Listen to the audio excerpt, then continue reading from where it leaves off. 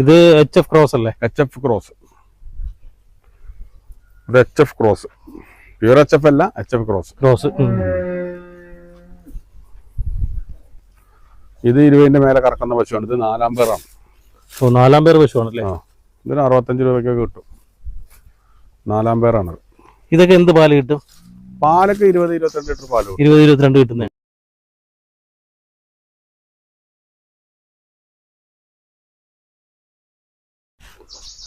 ഇതാണ് ലോൺ മാട് പറഞ്ഞ സാധനം. ഇത് ജേഴ്സി ആണല്ലേ? ഇതൊക്കെ ഇവിടുന്ന് കൊണ്ടുപോയിട്ടാണ് പാലക്കാടിന്റെ പല ബോർഡറുകളിലും 65-നും 70-നും കൊടുക്കുന്നത്. അവർ നന്നായി കഴുകി നല്ല ഫാമിൽ നിർത്തുമ്പോൾ എന്താവും, അതിന് 65-70 വിലയാവും.